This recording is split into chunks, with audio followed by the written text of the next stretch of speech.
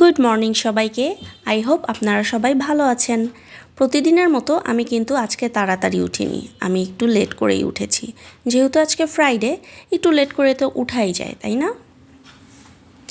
ঘুম থেকে উঠে ফ্রেশ হয়ে রান্নাঘরে গিয়ে কিছু সবজি কেটে রেডি করে নিয়েছি। তারপর রুমে এসে দেখি জামাইও ঘুম থেকে উঠে গেছে, তাই আমি তাড়াতাড়ি করে বিছানাটা গুছিয়ে নিচ্ছি। রুমের বিছানাটা গুছানো থাকলে আমার কাছে মনে হয় রুমের 70% কাজই কমপ্লিট। আর বিছানাটা গুছানো না থাকলে আমার মনে হয় কেন যেন কাজে কোনো বরকতই আমি পাই না। তাই আর কিছু করি না করি আমি রুমের বিছানাটা খুব তাড়াতাড়ি গোছানোর চেষ্টা করি। আর আজকে যেহেতু ফ্রাইডে, তাই ভাবলাম নিজের মতো করেই কোনো একটা ব্রেকফাস্ট বানাই। এখানে আমি আমার ব্রেকফাস্টও রেডি করে নিয়েছি, সাথে চাও নিয়ে নিলাম। আজকে দুইজনে একসাথে ব্রেকফাস্ট করব আর চা খাবো। নর্মালি দেখা যায় আমার হাজব্যান্ড ব্রেকফাস্ট করে চলে যায়, তারপরে আমি আস্তে ধীরে ব্রেকফাস্ট করি, কিন্তু শুক্রবারটা একটু ডিফারেন্ট হয়। আমার হাজব্যান্ডও কিন্তু এই টাইপের ব্রেকফাস্ট খুব পছন্দ করে। ব্রেকফাস্ট শেষ করতে না করতেই দেখি 11টা বেজে গেছে। সবসময় ভাবি ফ্রাইডে স্যাটারডেটা একটু রেস্ট নিব, একটু আরামসে কাজ করব, বাট আমার সাথে যেন তার উল্টাটাই হয়। ফ্রাইডে স্যাটারডেতে এত বেশি পরিমাণে কাজ থাকে আর সময়টা এত দ্রুত যায় যে আমি সময়ের সাথে পেরে উঠি না। যেহেতু 11টা বেজে গেছে, তাই তাড়াহুড়া করে আমি আমার ড্রয়িং রুমটা গুছিয়ে নিচ্ছিলাম। আজকে আমার হেল্পিং হ্যান্ড আমার বাকি 2টা কাজ করে দিয়ে গেছে, তাই সে আমার এই ফার্নিচারগুলো ক্লিন করে দিতে পারেনি, তাই আমি নিজেই ক্লিন করে নিলাম।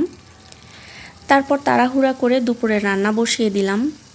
আজকে রান্না করব হাঁসের মাংস আর পোলাওয়ের চালের খিচুড়ি। আম্মুরা কেন যেন কিভাবে এক হাতে খুব তাড়াতাড়ি সব কাজ সেরে ফেলতে পারে, বাট আমি এরকম একদমই পারি না। আমি একটু ঢিলা কিসেমের মানুষ, মানে তাড়াহুড়া করে কোনো কাজ করতে গেলে আমার সব কাজেই ব্লেন্ডার লেগে যায়। দেখা যায় একটা কাজ কমপ্লিট করতে না করতে আরেকটা কাজ ধরলে আমার কোনো কাজই হয় না। আমার হাজব্যান্ড কিন্তু অলরেডি নামাজে চলে গেছে। নামাজ থেকে এসেই সে লাঞ্চ করতে চাইবে, আর এদিকে আমার কোনো গোসল নামাজ কিছুই হয়নি। দ্যাটস ওয়াই আমি তাড়াহুড়া করে আমার কাজগুলো সেরে ফেলি, দেন আমরা একসাথে লাঞ্চটা কমপ্লিট করে নেই, যার কোনো কিছুই আসলে আমি ক্যামেরা বন্দি করতে পারিনি। ওই যে আমি বললাম তাড়াহুড়ার কোনো কাজই আমি পারি না। তাড়াহুড়া করে সব কিছু করতে নিয়ে ক্যামেরা দিয়ে যে একটু ভিডিও করব সেটাই মাথাতে ছিল না।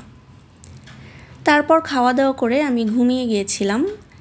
ঘুম থেকে উঠে দেখি প্রায় সন্ধ্যা হয়ে যাচ্ছে, তাই সন্ধ্যার জন্য কিছু ফ্রোজেন আইটেম বানানো ছিল বাসায়, সেগুলো আমি ভেজে নিচ্ছি। এই নাগেট আর চিকেন বলটা কিন্তু এটা আমার হোমমেড, আমি নিজে বানিয়েছি। তো আমি এগুলো ভাজতেছিলাম আর আমার হাজব্যান্ডকে বলতেছিলাম যে দেখো আমাকে বিয়ে করে তোমার কত লাভ হয়েছে, তুমি কত মজার স্ন্যাক্স খাইতে পারছো, তাও আবার একদম হোমমেড। তো এটাতে আবার আমার হাজব্যান্ডও স্বীকার করলো যে হ্যাঁ তুমি ঠিকই বলছো। আসলে স্বীকার না করে করবে কি বলেন, কথা তো সত্য। তারপরে আমরা দুজন মিলে একটু স্ন্যাক্সটা এনজয় করলাম, খুনসুটি করলাম।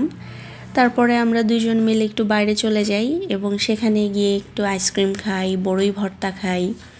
তারপর একটু শপিং মলে চলে যাই। সেখানে গিয়ে আমার একটা ঘড়ি ভীষণ পছন্দ হয়ে যায় এবং আমি সেটা কেনার জন্য বায়না করি।